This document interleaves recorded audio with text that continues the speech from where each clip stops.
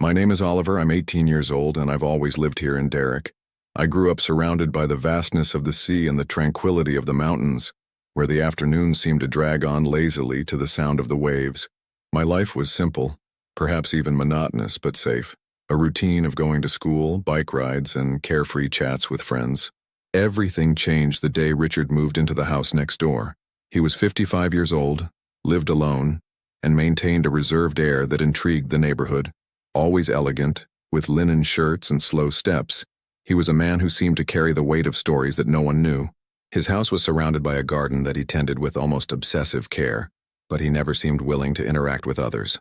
To me, he was an almost fantastical presence, like someone who didn't belong in our neighborhood, but who, somehow, fit in perfectly there. It was during a typical afternoon that our worlds collided. A package was delivered to my house by mistake, and the recipient was him. I picked up the package and walked to his door, not imagining that this small act of kindness would open the doors to something that would change my life forever. With the box in my hands, I walked to Richard's house. His gates were ajar, and the discreet sound of instrumental music escaped through the windows. I knocked on the wooden door, waiting for him to answer. When the door opened, I stood before him for the first time. Richard's eyes, a deep brown, met mine. There was something in his gaze, a mixture of curiosity and suspicion, that made me swallow hard. I handed over the package, quickly explaining that it had been left at my house by mistake. He thanked me with a polite smile and invited me in. Hesitation took over, but I accepted. The room had a welcoming air, with shelves full of books and old photos that he seemed no longer to look at. He offered me a glass of water while casually commenting on how difficult it was to trust the post in that area. We talked for a few minutes, and it was in this brief interval that I realized how different Richard was from anyone I had ever met. He spoke with a calmness that seemed to contain a world of hidden emotions. When his fingers touched mine as he took the glass I was holding, I felt a shiver run down my spine. It was a brief touch, perhaps even accidental, but it carried an unexpected weight. After that day, we started to meet more often. Once was when he asked me for help pruning a tree in his garden. Another was when we bumped into each other at the local market.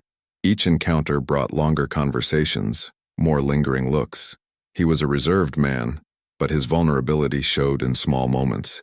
When he talked about loneliness or about the years he had spent teaching literature in São Paulo, I tried to convince myself that it was just admiration. After all, what else could it be? But the truth began to insinuate itself in mundane moments, like when I saw him with his sleeves rolled up, working in the garden, and felt something I shouldn't. There was a conflict within me, a struggle to understand that whirlwind of emotions. And despite trying to distance myself, it seemed that every step I took away from him brought me back, as if something greater was pulling me closer. I couldn't say exactly when it started to change. Maybe it was the way Richard looked at me, as if he saw something in me that no one else noticed.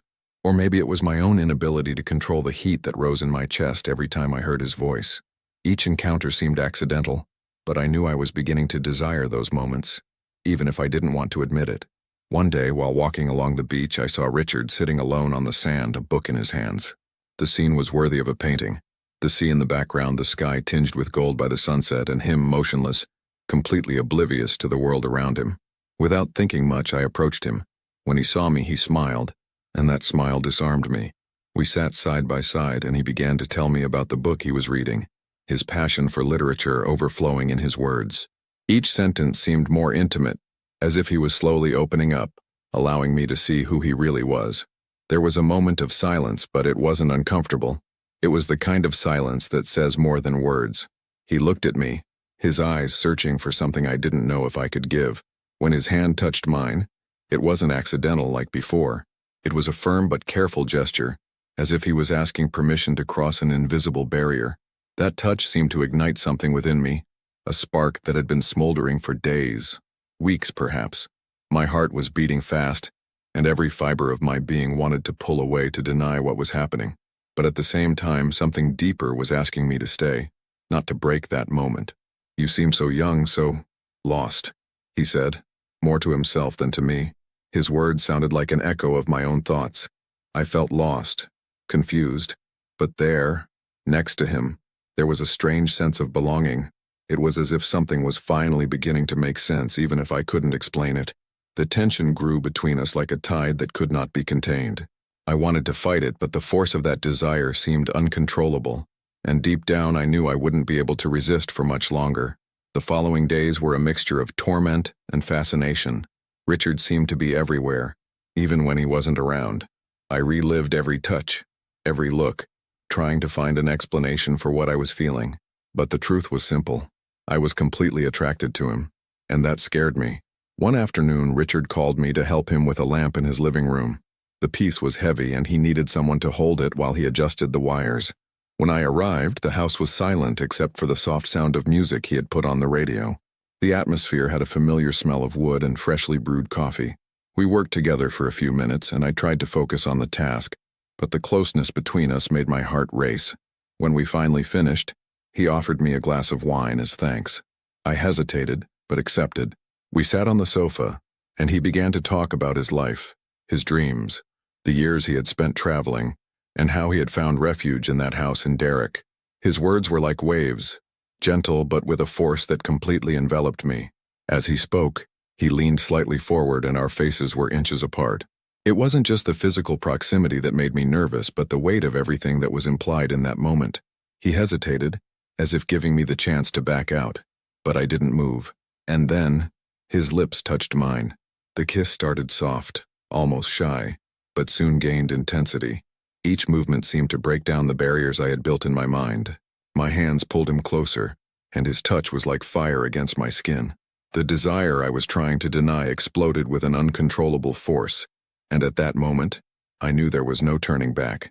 The world outside that room ceased to exist.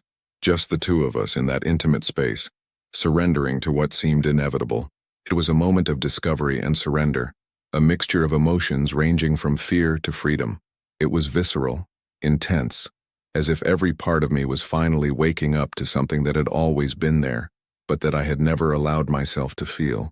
If you're enjoying the story so far, don't forget to like and subscribe to the channel.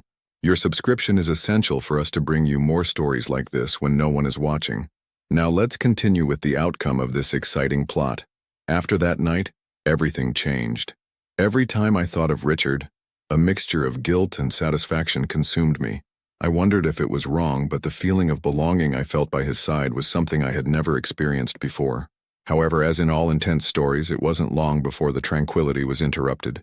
Daniel, Richard's ex-husband, appeared unexpectedly at his house. I was in the garden helping Richard replant some flowers when I saw him arriving.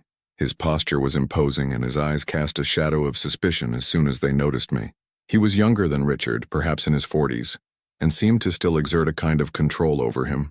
Richard tried to handle the situation calmly, but the tension between the two was evident. I, not knowing where I fit into that scenario, decided to leave before things got worse. Even so, I could hear snippets of the conversation, which quickly escalated into a tone of accusation. Derek seemed suspicious of something and didn't bother to hide his discomfort. In the following days, Richard seemed more reserved.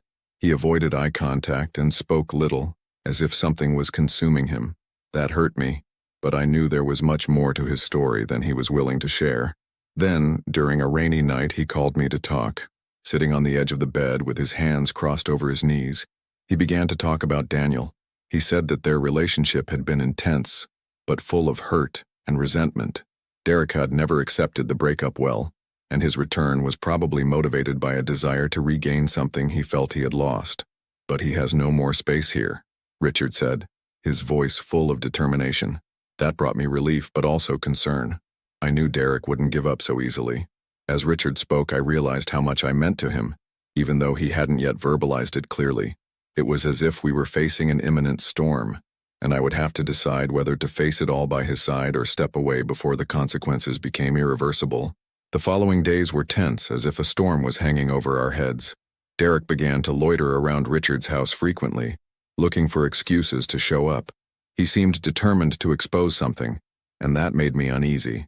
I knew that any slip-up could put everything at risk, but at the same time I couldn't stay away from Richard. One night, when I was at his house talking about everything and nothing at the same time, we heard firm knocks on the door. It was Daniel.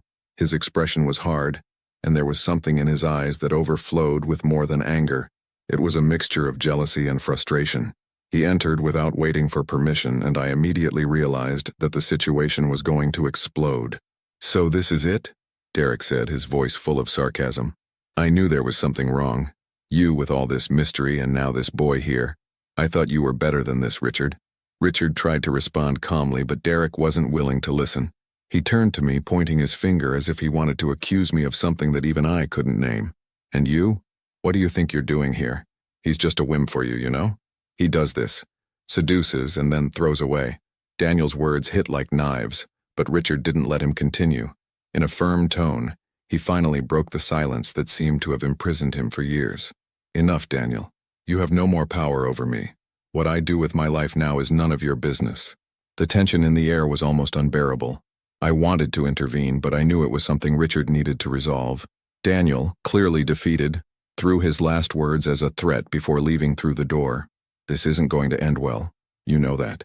After he left, silence filled the room. Richard seemed exhausted, as if every word spoken had drained his strength. I approached him, placing my hand on his shoulder, and he looked at me with a mixture of gratitude and sadness. I just want peace, he said, almost in a whisper. And at that moment, I decided that I would do everything possible to help him find that peace, even if it meant facing the consequences by his side. The next morning, the rain that had fallen during the night made the air fresher and the sound of the waves more intense. Richard seemed more serene, although the marks of the previous night were still in his eyes. We decided to walk along the beach in silence, as if the simple act of being together was enough to say what words could not. I knew it wouldn't be easy. Being by his side meant dealing with the ghosts of his past, with Daniel's threats, and with the inevitable judgments of society. But at that moment, looking at Richard, I understood that some things are worth the risk. Love, when true, has the ability to transform us, to push us beyond our limits and fears. Before we said goodbye, Richard held my hand. It was a simple gesture, but full of meaning. Thank you for not giving up on me, he said, and his voice carried an honesty that touched me deeply. I answered only with a smile, because words would not be enough. As I walked back home, I knew the story wasn't over yet. Derek probably wouldn't give up so easily, and the challenges we faced wouldn't disappear.